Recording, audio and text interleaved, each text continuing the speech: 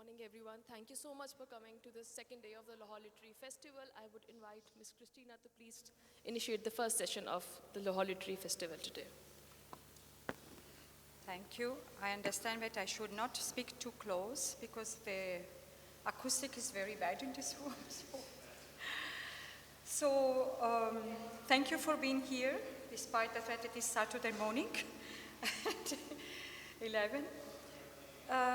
We have a panel today, which is about resilient architecture.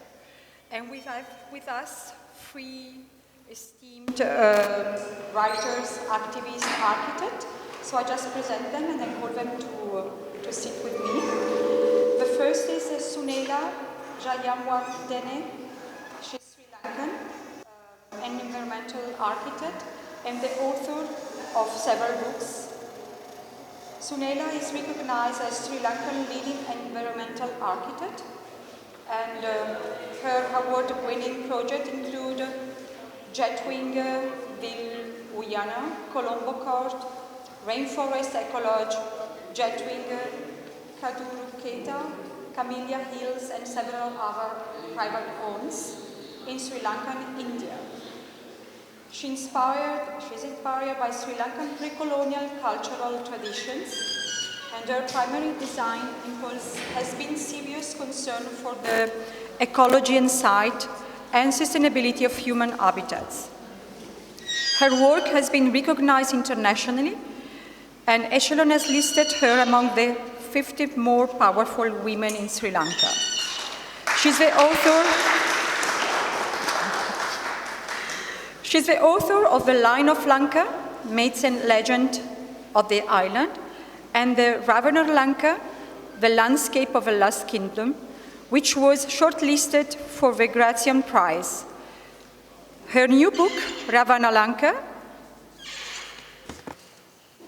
was published in August 2024. Now retired for architecture, Sunela lives in Doomvilla, her wild forest, on the border of Wasgomunva National Park in central Sri Lanka. She's an environmental activist and founder of the first Federation of Environmental Organizations in Sri Lanka. So please welcome Sunela.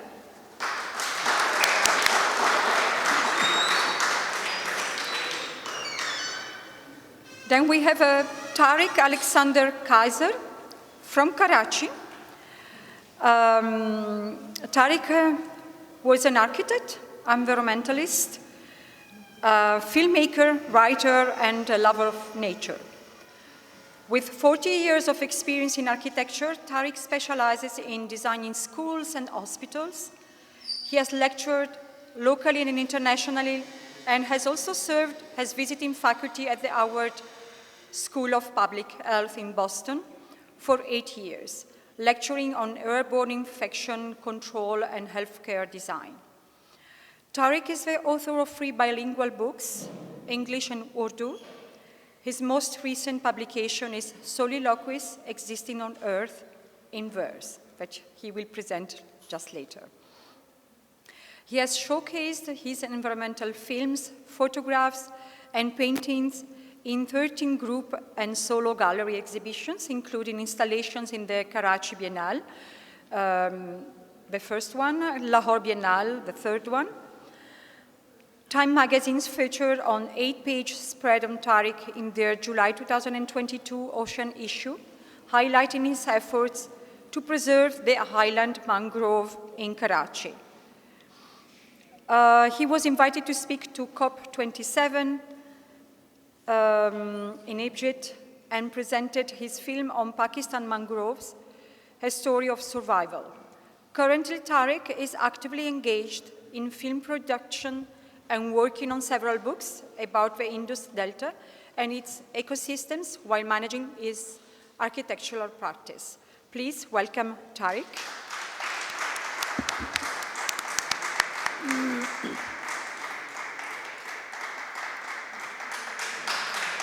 Thank you.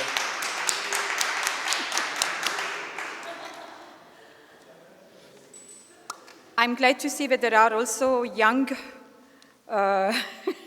among the public, so this is very good for this, especially for this kind of subject that we will treat. The first panelist is Reena Khan, climate change reporter.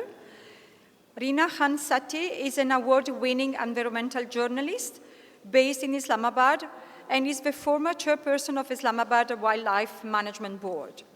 She was appointed chair of the government-run body that is in charge of managing and protecting the Margalla Hills National Park, which is located in Islamabad.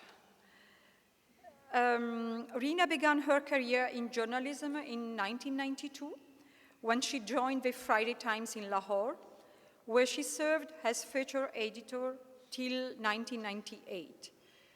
From this year onwards, she began working as a consultant in communication with the UNDP in Pakistan and WWF Pakistan, writing reports, articles, and scripts for documentaries.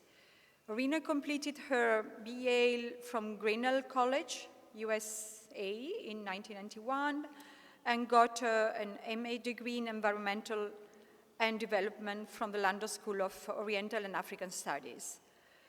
She has received international awards like the Earth Journalism Award in Copenhagen during the UN Summit on Climate Change in 2009 for the best reporting on climate change from Asia. Reena wrote a popular weekly column on the environment called Earthly Matters for Dawn, Pakistan's largest circulation, English language, national daily for over 10 years. She currently writes blogs and columns for Express Tribune and articles for Reuters AlertNet. She has also trained other journalists in climate change reporting, and she participated in UN Climate Change Conference COP21 in Paris, COP22, 16, etc. So many important gatherings where she was present as a journalist and filed reports for Dawn, Reuters, and Express Tribune on the international climate negotiations. She has also co-authored a book on the environment in Pakistan, published in 2016 by Oxford University Press, entitled Water in the Wilderness, Life in the Coast, Deserts and Mountains of Pakistan. Her second book, From Mountains to Mangroves, Protecting Pakistan Natural Heritage, was also published in 2017. Please welcome Reena.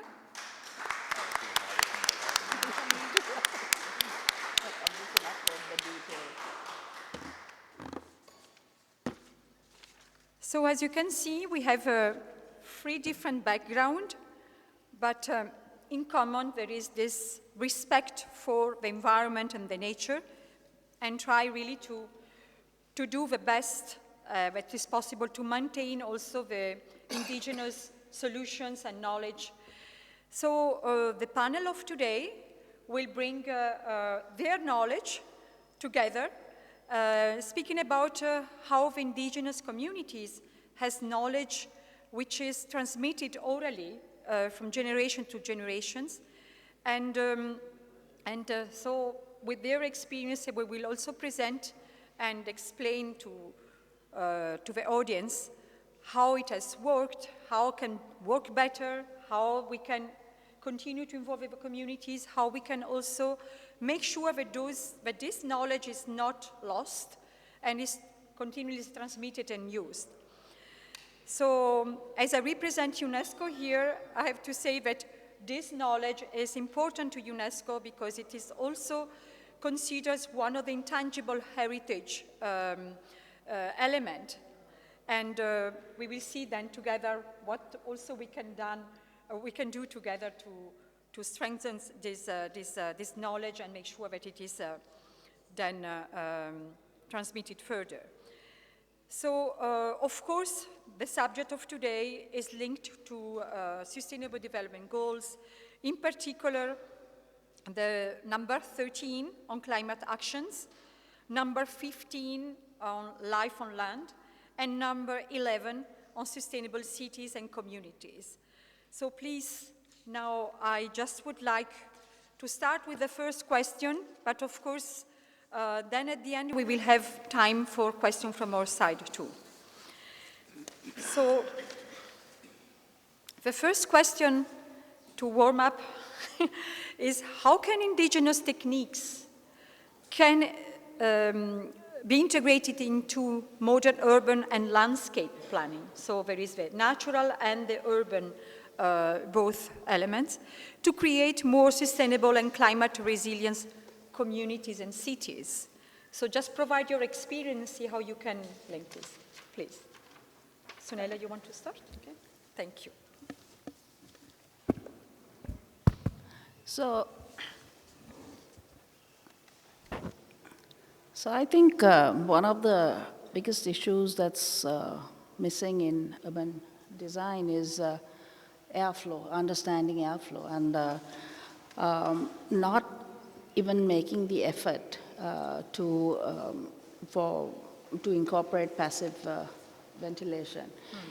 So, for instance, straight off, you'll think about air conditioning. And this, I don't have to go through the negatives in air conditioning. Yeah. But I think that's fundamental, and that is something that all indigenous communities globally have understood really well.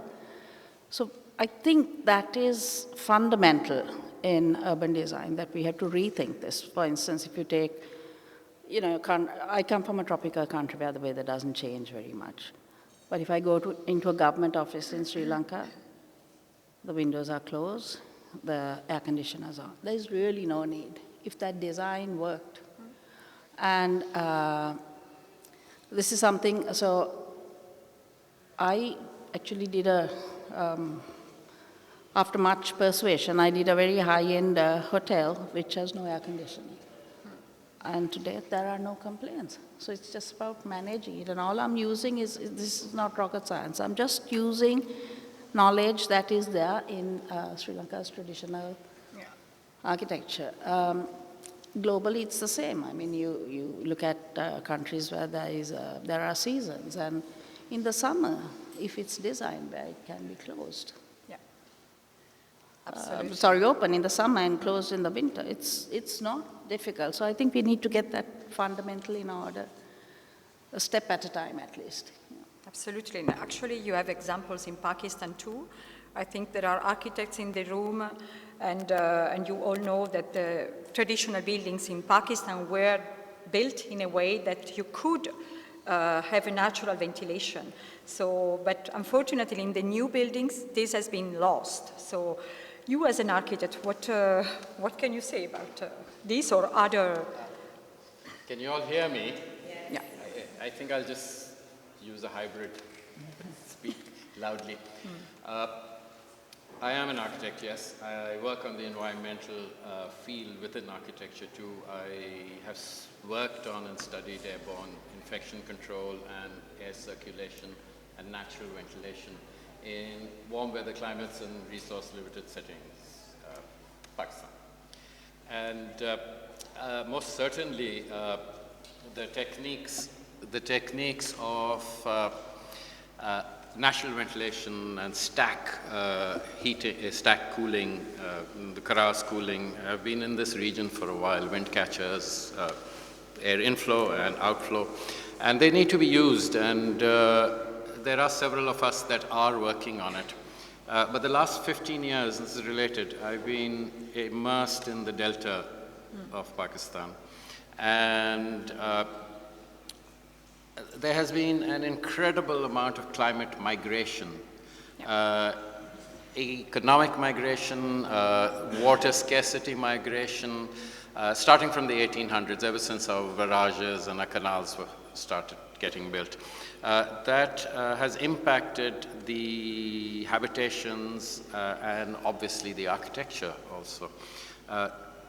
The natural indigenous techniques in the delta were very resilient because they were based on a joint existence between humans, nature, water, and the tides. That is being lost because those communities have gone to the edge and the peripheral of our coastline. And the density there and the deprivation, the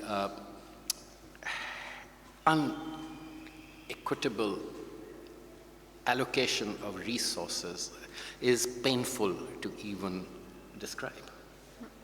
And because there isn't fuel that is supplied to them or water that is supplied to them, they use mangrove wood to heat, cook, and survive. And while that was going on, it was sustainable. Even that had been, Abhinay, please. Abhinay. Even that had been done as, even that had been organized on a sustainable manner where only the dropped trees and mangroves have a 60 to 80-year-old lifespan. And even those trees that were fallen were being used. Now with the pressures of the cities and the need for development land, forests are being cleared.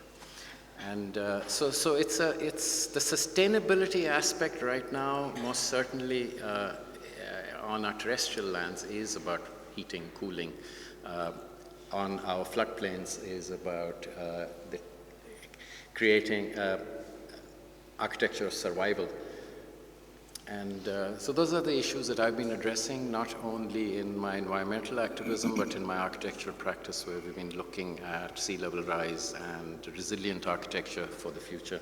I have a film that whenever you decide it's appropriate to show, we'll do it. It's up to you. Perhaps later on. At a certain moment we stop, because there is also another video from your side, and then we continue the, please. Thank you so much for asking me to join this panel.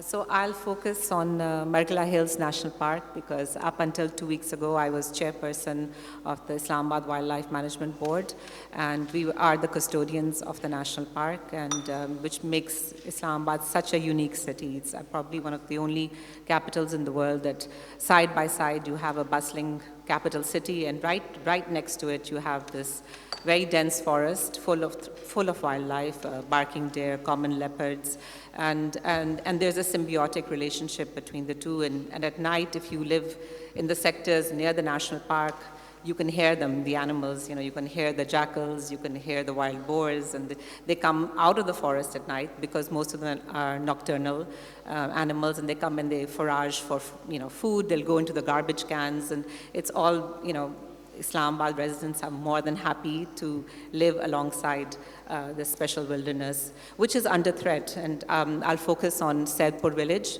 one of the oldest villages. There are about 30 villages in and around the national park area. And Saidpur village is probably the oldest, the most well-known. And it was, I think up until maybe even 10, 15 years ago, it was a beautiful village. And in 2005, it was, I think, made during the time of Emperor Akbar. It was founded then. And so there's a Gurdwara there, there's a Hindu temple there, there's a shrine for Sufi saint there as well, so all alongside. And then you had these about, I think there are about 25 to 30 homes that were identified as old historical homes made of stone and mud and lime plaster. The Gurdwara is made of lime plaster, so which keeps it cool. So all indigenous materials. And unfortunately, in 2006, the Capital Development Authority decided in its wisdom, I think the intentions were good, to preserve it as a model and to renovate it and keep it open for tourists and to make it into a model village. So the renovation started, and the houses on the main road were replastered with mud, and this old look was given to it. And unfortunately, then the restaurants also came, to make it attractive for visitors. And then the urban sprawl started, and that is, I think it's a microcosm of what happens to settlements in small settlements, and especially when they become, because our urban areas are growing, and with our population, which no one really addresses in Pakistan, we always sort of skirt around it, but we have a population issue. And with the city growing bigger and bigger and bigger, unfortunately, totally unregulated development, which is the case, very common. It's a story of almost every settlement in Pakistan. Today, unfortunately, it is a slum, a total and complete slum, and to the point where it is now encroaching. It is, according to the 1980 notification of the national park, Saidpur village was very much inside the national park area, boundary area, but now it has grown and there has been no check. So, for us as the Wildlife Management Board, we were created in 2015, long before all this was done. And for us to then try and regulate it, and it's a nightmare, and we do not get cooperation, or we did not get cooperation from the local authorities. Of course, the local communities there, what they've done is they've had children, the children have built rooms, and then the children have rented out the rooms. And now Saidpur village, because there's a housing issue as well in Islamabad, as it grows, it's expensive, the housing, and this is a cheap alternative housing area. So if you have you're a government official, you're a government servant, and you're working in the city, and your salary is 25,000 rupees a month, you can now rent a room for 2,000 rupees in Saidpur village. And I'm sorry, but the Capital Development Authority employees are complicit, because they are supposed to be regulating, monitoring, that it's their ownership. And the rooms have started now going all the way up the mountain, because the valley, they run out of space. And it used to be a beautiful village with a fresh water stream, which is now full of sewage. And this, sadly, is the story of almost, I think, every settlement in the country. Yeah. I grew up hiking there. Oh, okay. So And you it's see, so sad to see yeah, that it's whole sad to area. see just the destruction. But going back to those traditions that normally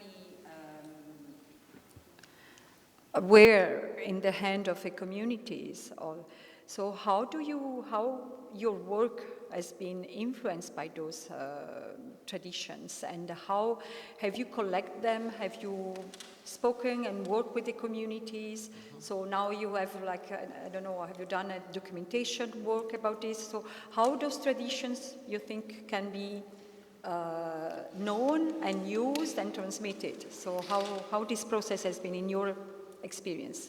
It's about respect, the need for respect. It's about the absolute disrespect that is given by all of us. I include myself in that. The communities have, on the Delta, learned to live with nature.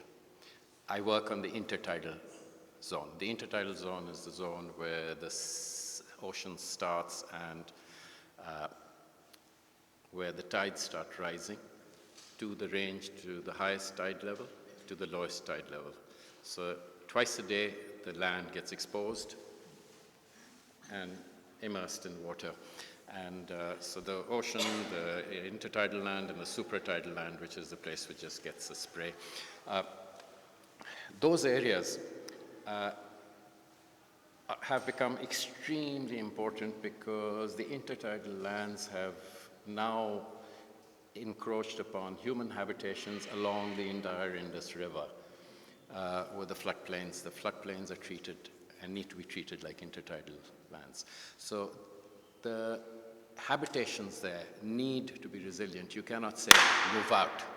You have to keep, you have to say it, we have to allow, we have to facilitate that the inhabitants can stay in those zones because that's their traditional homes. The fishermen and the crabbers and the ocean-going people and the land-based people. And how do you do that? So the work that I have been doing, to answer your question, has been influenced very, very strongly by what nature has impacted me with about nature. And I'd like to show that. The habitations need to be resilient so that they can rise and lower with the tide, especially with sea level rise happening. That 1 meter rise that probably in my children's lifetime will happen needs to be addressed. And for that, it's not new. It's a technique that you build floating houses. It's being done. And those are what we are working on right now. Eventually, entire communities of floating houses.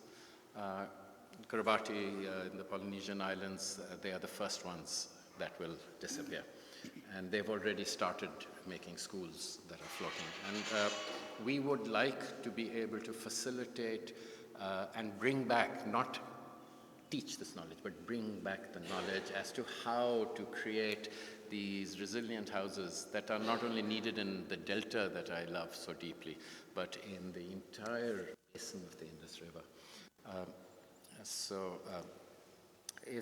Yes, it's there, and the work that I am doing right now has to be facilitated to the level that we work with the local communities in the area, where they do the joinery, they do the bamboo work, the farmed woodwork. The very maligned Cornucopis tree grows in a supratidal, semi-intertidal land, and the wood is straight and long and can be used for these structures that I'm proposing. So at the end of my film, I have a 1-minute section as to what my team have designed and proposed. So there. But yes, we are working on that. Yeah. Thank you. And what about in Sri Lanka? So is it similar way or? Well, I think the similarity, and this is global, is, as Tariq says, we've lost respect. And what we've lost respect for is indigenous knowledge, because we've come with this great, modern skills and technology. And we think this is the very, very best, without understanding that what indigenous knowledge, vernacular architecture, let's talk about architecture specifically, is something that's evolved over thousands of years. So, their understanding of climate change, and climates have changed before, about how to live in harmony on the edge of a forest. That's taken millennia to evolve. But we've come now in, say, the past, let's say 100 years. And we say, no, what we know is better. Let's build these blocks, let's cut the soil, level it. If it's, floating, maybe the Dayaks of Indonesia knew how to live in intertidal zones. In Sri Lanka, we don't have so much habitation or traditional habitation in intertidal zones or even on mangrove. But what we did have is, say for instance, we had our fisher communities would live, on those very hot beaches or sand dunes in very low thatch homes where the light actually didn't get in, so it did heat the interior. And if you went into a traditional fisher home, you bent down and you went into this home and it was dark and cool during the day. But, what do we do today? We do these huge glasscapes and they heat up and, we'll air condition it. And so we sort of keep compounding the problem without just looking, because we have no respect, right? So how do we incorporate? I'm not saying, go and just do a copy-paste. That's not what I'm saying. Use our technology, the modern technology, for instance. Maybe instead of cutting down a magnificent tree, you, replace it with a steel girder or something. There are things that you can do, but take that knowledge of how they lived with the land, not on the land. Yes, with the land, not on the land. Yes. And this love affair with concrete. Yeah.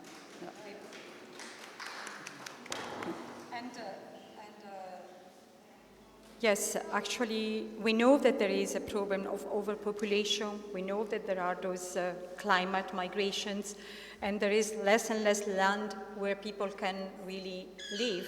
So for this reason, even more, we need to understand how people can be resilient and stay in their own areas, but not suffering from earthquake or floods or any other threatened.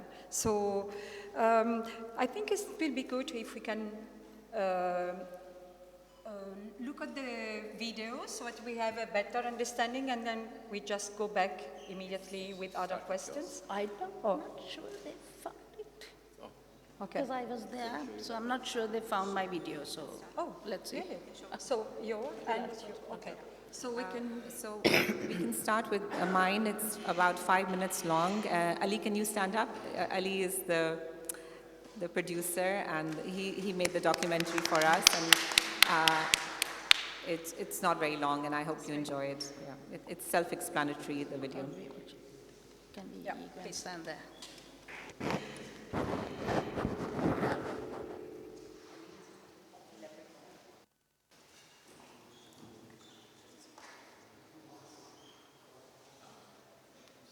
$50 metre से भी कम फासले पे मैंने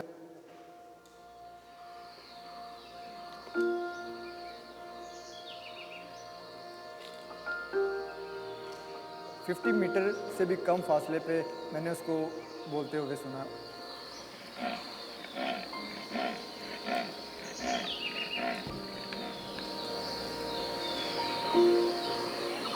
पहले तो मुझे नहीं पता था कि ये लेपर्ड की आवाज़ है, जो सच्ची बात है।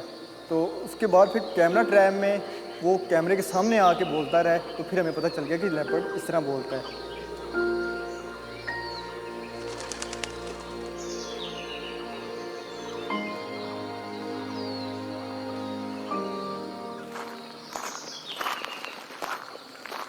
मेरा नाम असद हयात है और मैं इधर Islamabad wild life management board में as a wild life guard काम कर रहा हूँ।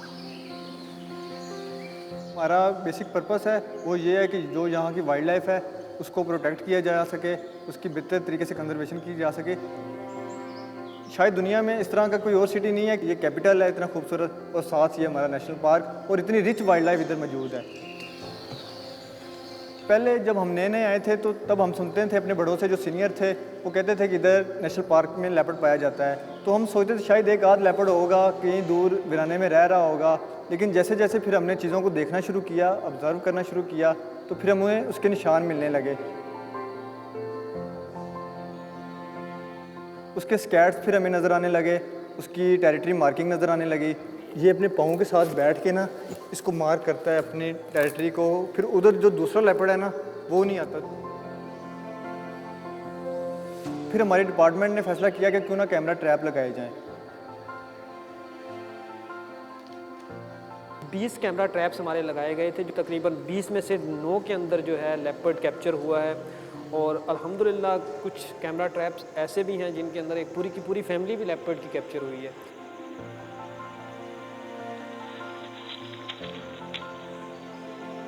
लेपर्ड एक बड़ा खूबसूरत जानवर है, वो खुद भी एक शाय एनिमल है, इंसान को तंग नहीं करता। एक इकोसिस्टम में या किसी हैबिटेट में लेपर्ड का होना ये एक हेल्दी इकोसिस्टम की निशानी है।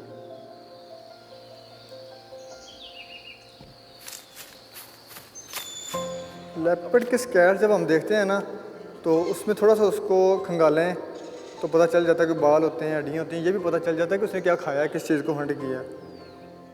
वो पार्कुपाइन की पॉपुलेशन को कंट्रोल कर रहा है, वो बार्किंग डियर की पॉपुलेशन को कंट्रोल कर रहा है। इस नेशनल पार्क के अंदर 38 मैमल्स की स्पीशीज़ हैं, तो वो इन 38 स्पीशीज़ के ऊपर जो है वो एक टॉप प्रीडेटर है।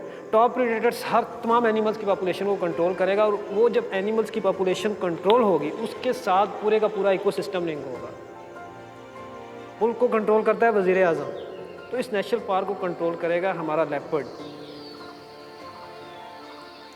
We identified 7 common leopards living within the boundaries of the Margalla Hills National Park. उसमें से 3 of them we've discovered live between Kalinjar, which is completely undisturbed habitat, and Trail 6.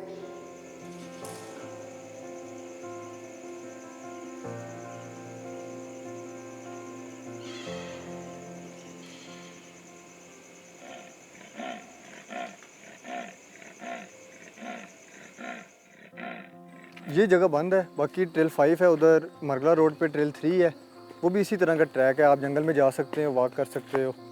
तो लेकिन ये बंद है, इधर आप नहीं जा सकते। जब से यहाँ पे तेंदुए करीब रह रहे हैं तब से फिर हमने इसको बंद कर दिया ताकि जो वाइल्ड लाइफ है, जंगली हयात, उनको भी पूरा मौका मिले वो भी आज़ादी के साथ रहें।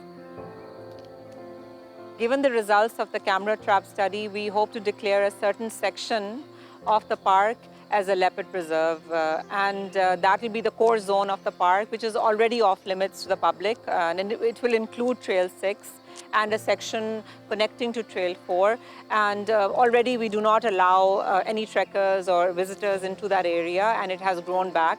But we want to preserve it for the future and give limited access to the public in the form of guided tours.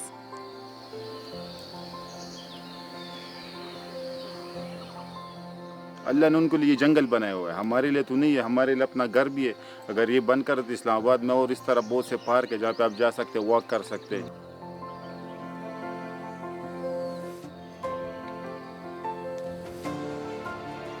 लोग यही समझते हैं जिसने भी शेर देख लिया, अच्छा क्या करना है जी, इसको मार दो या पकड़ के पिंजरे के अंदर डाल दो। ये कॉन्सेप्ट जो है, जंगल के अंदर वो रहने वाला जानवर है, उसको जंगल के अंदर रहने दें। और ये लेपर्ड का एरिया है, हम लोग उसके एरिया में आ रहे हैं। ये बेज़ुबान जानवर हैं, ये खुद अपने लिए आवाज़ नहीं उठा सकते, अपना हक नहीं मांग सकते। तो फिर जो हमारा डिपार्टमेंट है, उसका मकसद ये है कि जो वाइल्ड लाइफ है उसकी हर तरह से हिफाजत की जा सके, उनके बारे में सोचा जा सके और बेहतरीन मैनेजमेंट जो हो सकती है वो इधर की जा सके।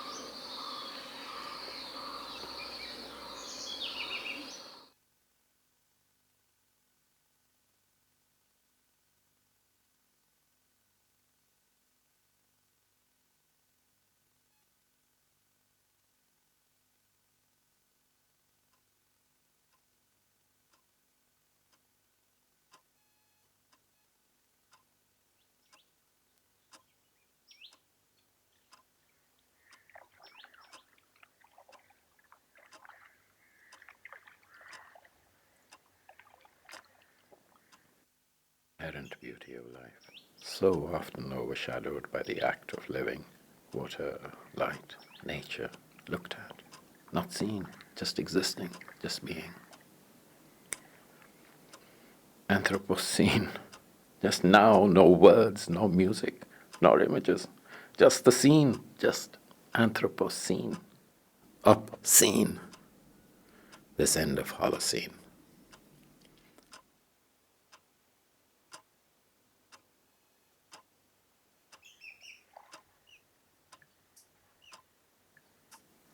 Photographs were shot in 2011 to 2023. Films were shot in 2019 to 2023. What will be shot in 2033?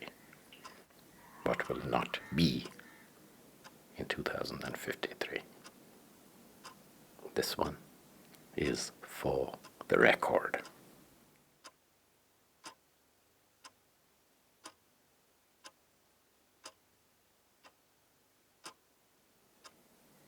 This is a love story. It is not only one of unrequited love, but also one of hope and joy. It is part of our story, about the shared and the joint existence between us and the natural world. It is a lament that speaks of the hard stamp our footfall has on this earth. It comments on the constructs and enterprises that damage so much.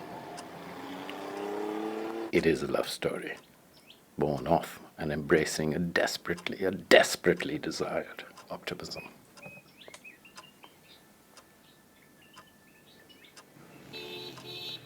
Recording, making, and writing this is difficult. Stories of decay need to be told. They need to be documented and discussed. It is necessary because all is still not lost. We are, however, constantly accelerating negative change in ecosystems that we inhabit, ignore, abuse. I find it very difficult. Stories of decay don't have happy endings. The endings are in silence and in rot. And memories do dissipate.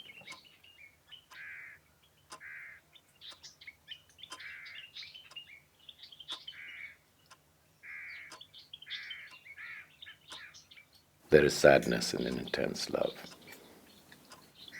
The recipients of it cannot remain.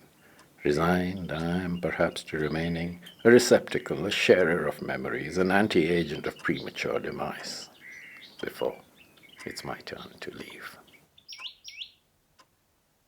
To leave.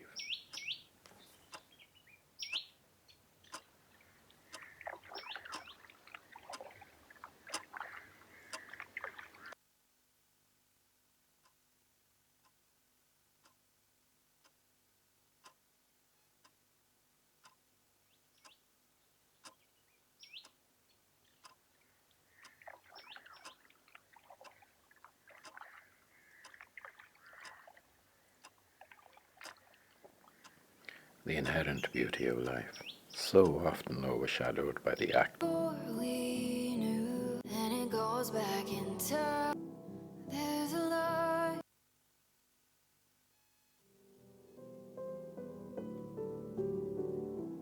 There's a light. There's a line from me to you,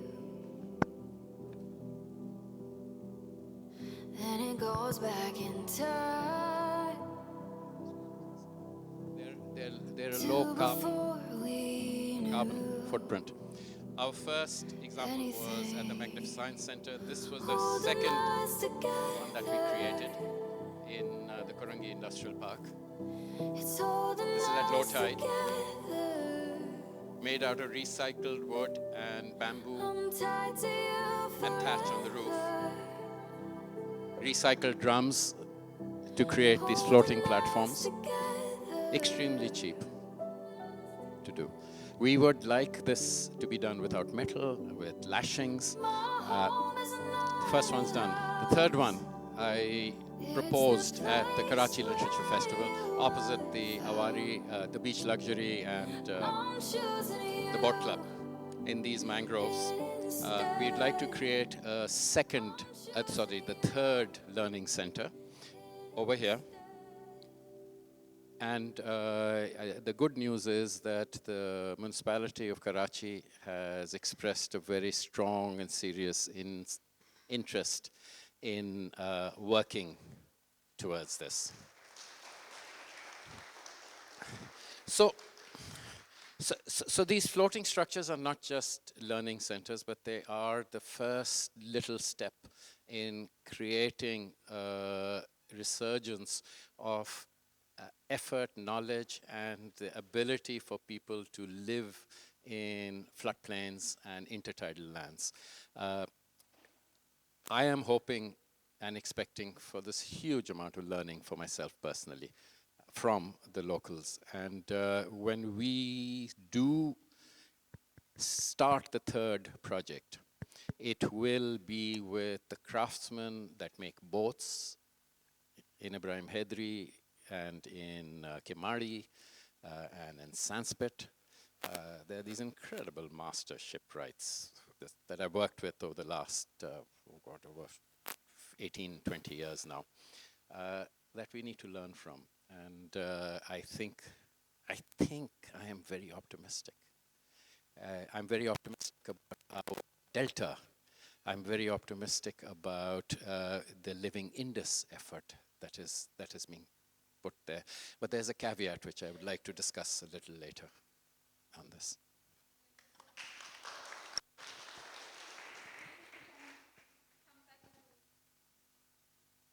The last comments. And yes, I'm very glad that you are on a positive mood, because of course very positive in life. And yeah. it works. We need. It works. Because, of course, we need to be positive. We need to have a hope that some changes can happen. And what do you think, just to conclude, with your own background and experience, what would you recommend that should be done, either on a policy level, education level, or whatever?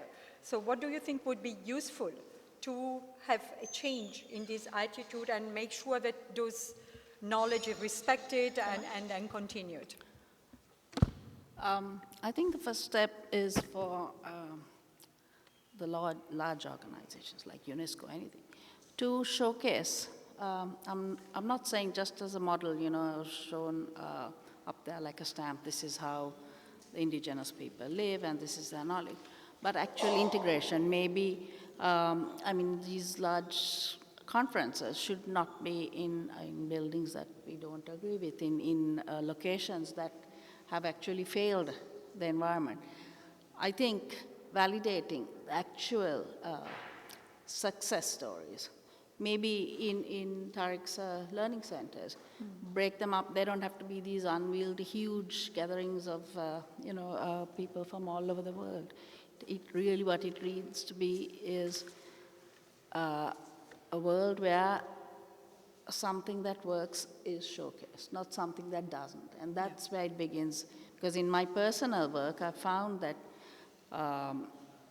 by using what has long been known as the poor man's materials, from thatch to bamboo to recycled wood, showcasing it in high-end properties actually does work, because that then changes attitudes even in the very local communities. They think, okay, if they're charging X number of hundreds of dollars for a thatch roofed hotel, say, then it's okay for us to have a thatch roof as well, rather than the corrugated or the tin roof which doesn't work but is handed out by various NGOs as here's your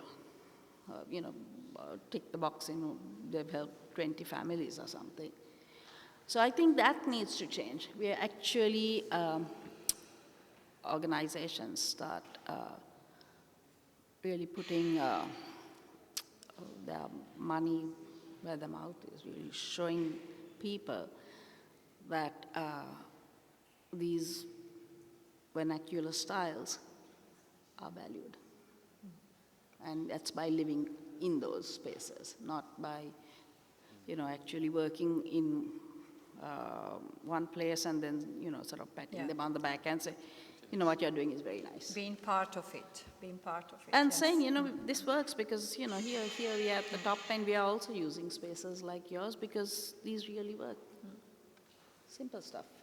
Thank you. Please, and then.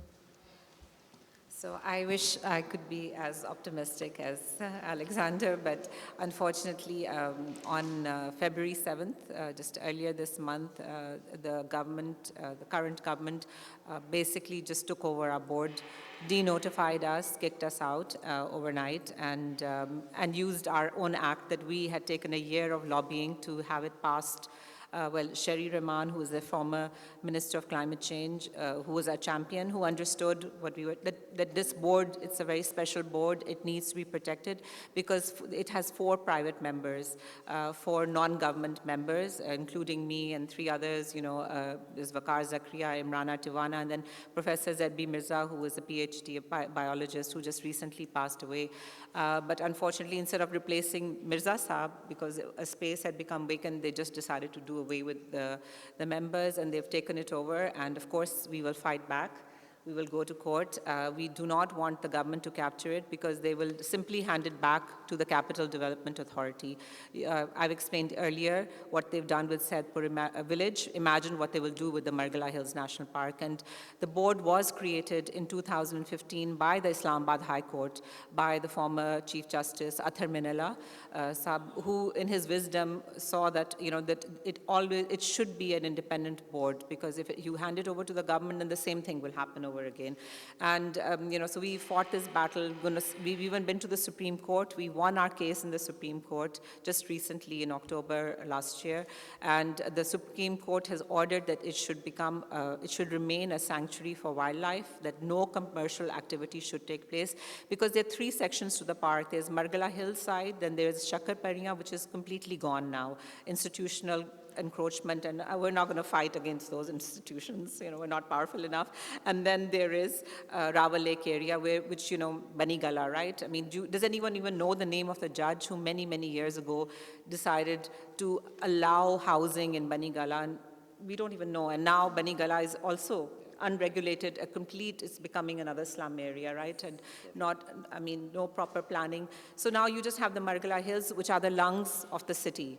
And I know diplomats and, visitors and even young people now. We get 5,000 people on the trail, on trail number 5, which is one of the most popular, which was popularized by, I think, Prince William and Princess Kate went and visited it on their visit to Pakistan, and after that it became a superly popular trail, and we used to welcome those visitors. I should speak in the past tense. I'm no longer chair, but it's really sad that all our efforts for the last 10 years might just be reversed in the months and years to come. So we will fight. We will go to court, and this is illegal. It's against the law. We feel the final word rests with the Supreme Court, so it'll end up in the Supreme Court. And so our campaign, please join our campaign.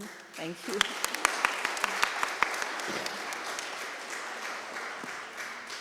Thank you, please, Tariq. Hello. Yeah. Rumi said something wonderful. Ours is not a journey of despair. We are lovers of leaving. Come, come, come again and again and again. And it's a story of persistence. This is a work of persistence. You have to be at it, and you have to scratch it. And I'm not in despair. One of the shining lights is the Living Indus program. It is an incredible program. How many of you realize that this meandering thread of silver and sand that goes all the way from these incredible Himalayas right down to this delta that I've been immersed in, grew up in those mountains in Islamabad, and the film photographed in the heights of the Himalayas, and then this delta, and this incredible alluvial plains, floodplains, and the deltic plains that are untapped, that, thank God, are untapped, that a huge and substantial part, and I thank God for this, that Pakistan is as underdeveloped as it is, because we have this dwindling resource of water, yes, but we have this line of thread that continues, that's still unbroken, of potential to grow a biosphere. We need to replant our mountains. We need to replant our riverbeds. We need to make sure that sustainable farmed wood is grown there, plants that will grow in salt and saline lands, halophytes. And that is my deepest learning and the most profound amount of learning that I've had is about halophytes, about these incredible plants. And they lead to this joint existence that we, Pakistanis, can actually work at to create an incredible biosphere that stretches thousands of miles, that might not change the global climate, but it will have this incredible impact on the microclimates for all the communities that live beside it. And we need to tap on it. And therefore, I do not lose hope, because it's still raw. And we have plants that will grow. The delta is being worked on. And here is a caveat, and I'll end with this. The caveat on the delta is this, that this is one of those incredible times in human history. And mark you, it is seminal in its positioning, that human construct of commerce and the ethereal, intangible value of money is actually working to revive and hopefully sustain nature. The problem, this is happening. Plantation is being done, and the work is incredible. I've witnessed it myself. It needs to be upscaled. It needs to be taken out of the realm of the corporate singular entities for profit making. The downstream trickling of the profits needs to go into communities, be it a small percentage, but it has to be more than it is.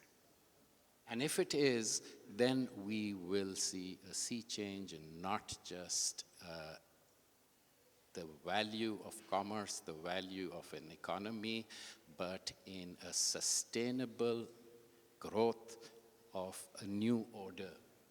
And maybe I live in a utopia, but if you don't, you will never achieve even a fraction of it. So I'd like to end with that. Thank you so much. Thank you. Actually, small actions altogether can do a change. I just mentioned Mohenjo-Daro is one of the World Heritage Sites, and it is in the Indus Valley, and it has problem with salt. And we proposed as UNESCO as a, let's say, remedy for the salt problem affecting the building to use plants around that are living in a salted context. Halophytes. Yes, the halophyte.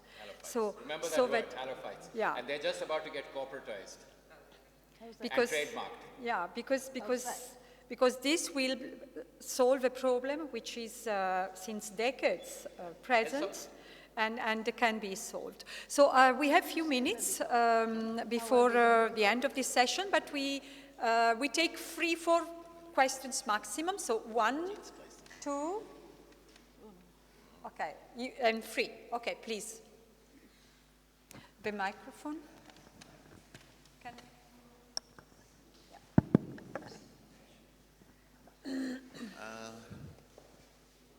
I would like to ask Tariq Sahab about the future of the mangroves that line my Kolachi Road. Is anything concrete being done about saving them, cleaning them up? 2007, I took a photograph. It's in the book. And it was a dead mangrove. And it's, ironically, it's the photograph that has been sold the most for me. It's a dead mangrove. And it's this incredibly sculptural tree that's growing in sewage. And it's very difficult to kill Avicenna marina mangrove. It is virtually impossible. Okay, we killed it with our, may I use the word shit? Can I use it? With our shit. Okay, and we worked on a proposal for an ecological water treatment plant, a nature-based water treatment plant for that area. Very simple, the series of ponds and lakes. And we had it out there, it was ready to get executed, and the politics of development was stopped by whatever you want to name, whoever you want to name. And 2007 to today, nothing's happened. And the colony for Karachi Port Trust has been developed on it. The landfill was done. The court orders stopped it and said, grow mangroves back. But when you change land from an intertidal land into not even a supertidal, but a terrestrial level land, which means above any place where the seawater can come, mangroves will not grow. Yeah. And you will not move this out. So it's a matter of time, the housing will come in. So the Maikolachi mangroves, the ones on, when you're heading towards Kimari or Queens Road, the ones on the left-hand side are gone, completely, the largest swath. It's also changed the entire hydraulics of our our designed self-draining harbor. It's no longer self-draining. And the ones on the right-hand side, where I photographed my mangrove and sewage, is slated to be constricted over time. Thank you. We have another short question. No, we have other 2 questions, sorry, because we have to finish. There is another session after, sorry. There, the question? Yes, please. Sorry, but... I'm interested in the development on the coast of Karachi, and given the recent floods, in Sindh, I was wondering, there's always this debate in landscape architecture between retreat. Can you hear me? Now, Not really. There's this debate in landscape architecture between retreat and resilience planning, and I was wondering if that's a false choice. It's not maybe so plausible for communities to retreat, but it may be at the same time unethical to continue to build homes or opportunities for people to live in places that are going to inevitably flood. So I was wondering if you could speak to that. Bundle Island is the prime example of what you're talking about, and Bundle Island requires a 13-foot high seawall around 24 kilometers square that will bankrupt not only Karachi but the rest of Pakistan. For private gated elitist community, you tell me whether it should be done or not, because there's plenty of spaces to do it. Spaces need to be left as nature reserves. Bundle Island, Kiprianwala, the entire area from Port Qasim, all of Karachi's mangroves need to be retained. They need to be retained as nature reserves. And the developers have stopped working with me. I'm proud of that. Thank you very much. We have to close because there is another session. I just want to say something. 4 months ago, it was an article at The Guardian, I think, about the threats of mangroves in Pakistan, due to deforestation, pollution, whatever you cover a subject. I think Tariq Esser has put that on international map. That's what I want to congratulate him. That was not a question, it was a statement. Thank you very much to everybody. Thank you for the panelists. So please just thank them. And we can continue all together to work and remember the traditional knowledge, not to forget. Yes. Thank you. Thank you, Christina.